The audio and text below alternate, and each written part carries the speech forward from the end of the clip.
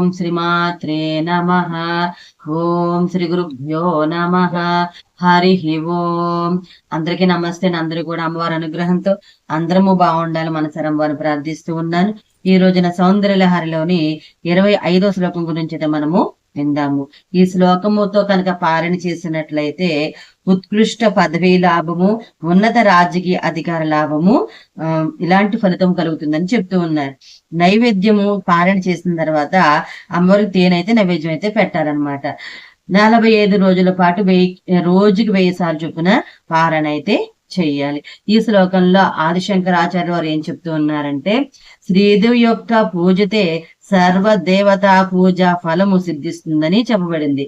శ్రీదేవి పాదార్చన మహిమను ఈ శ్లోకంలో వివరించారనమాట. ముందుగా మనము శ్లోకం గురించి అయితే విందాం. త్రయాణాం దేవానాం త్రిగుణజనితానాం తవ శివే భవేత్ పూజా పూజా తవ చరణయోర్యా విరచితా తథా హిత్పత్పాదో దహనమణిపీఠస్య నికటే సితాహ్యేతే స్వస్వన్ముకులిత కరోతం సమకుటాః. ఇది శ్లోకం అన్నమాట. ఈ శ్లోకము టీకా అయితే విన్నాం.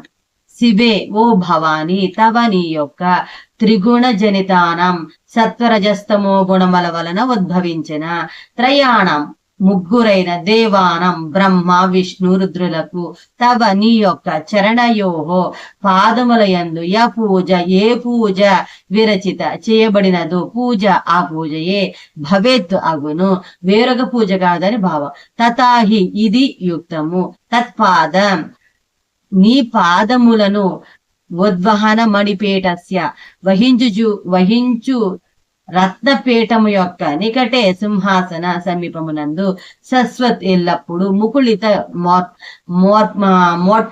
మోడ్పబడిన కర్ర అంటే అస్తములే ఉత్తంస భూషణముగా గల మకుటాహ కిరీటములు గలవారు ఏతే ఈ త్రిమూర్తులు స్థితాహ వర్ణించుచు ఉన్నారు కాబట్టి అని అర్థం. తర్వాత తాత్పర్యం అయితే విన్నాం. ఓ భవాని, సత్వరజస్తమో గుణముల వలన జన్మించిన బ్రహ్మ విష్ణు రుద్రులకు నీ పాదములకు చెయ్యి పూజయే పూజ అగుచు ఉన్నది, వేరుగా పూజ కాదు, అది యుక్తయే. ఏలనగా నీ పాదములను ఎల్లప్పుడూ వహించుచు నవరత్న ఖచ్చితమైన పీఠమునకు సమీపమునందు నీ సింహాసనము చెంత చేరి తమకై మూడుకోలనే మకుటములుగా కలిగిన త్రిమూర్తులు సదా నీ సజ్జను వర్తించుచు ఉన్నారు కదా అని చెప్తూ ఉన్న తాత్పర్యంలో. ఇక్కడ వివరణ గురించి అయితే విన్నాం. అర్చించుటకు ఆరాధించుటకు మృక్కుటకు హిందువులకు పెక్కు మంది దేవతలు ఉందురు. దేహి ఒక్కడే అయినను దేహాంగులు మాత్రం ఎక్కువగా ఉన్నట్లు దేవుడు ఒక్కడే ఆయనను ప్రపంచ వ్యవహారములు నిర్వహించే దేవతలు ఎక్కువ మంది ఉందరు. వీరిలో ముఖ్యమైన వారు త్రిమూర్తులైన బ్రహ్మ విష్ణు రుద్రులు. ప్రతి ఒక్క దేవతను ఆరాధించవచ్చును, కానీ ఈ దేవతలందరికీ మూలమైన జగజ్జనని అయిన అమ్మవారిని ఆరాధించినచో అందరినీ ఆరాధించినట్లే అగును విషయమును ఆదిశంకర్లు ఈ శ్లోకమందు వివరించి ఉన్నారు. అమ్మవారి ఆజ్ఞ అనుసరించి త్రిగుణాత్మకమైన అంశతో బ్రహ్మ విష్ణు రుద్రుల వారికి అమ్మవారు నిర్దేశించిన సృష్టి స్థితి లయములకు సంబంధించిన కార్యములను చక్కబెట్టుదురు.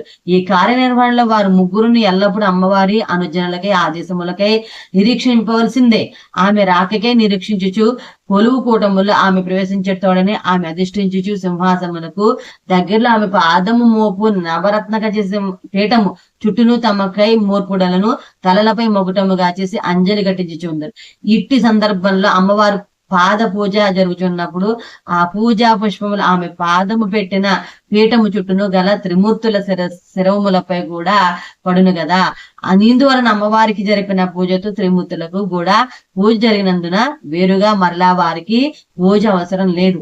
అమ్మవారి పాద పూజే వారికి పూజ అగుచున్నది అని ఆదిశంకర్ చెప్తూ ఉన్నారు. అనగా జగజ్జనని పూజ అంతా విశిష్టమైందని అర్థం అన్నమాట. తర్వాత మనం 26 శ్లోకం గురించి అయితే విందాము. అంతవరకు స్వస్తి. అమ్మవారి అనుగ్రహణ మనందరిపైన ఉండాలని కోరుకుంటూ ఉన్నాను. సర్వే జన సుఖినో భవంతు, సమస్త మంగళాని భవంతు. స్వస్తి. ఓం శ్రీ మాత్రే నమః.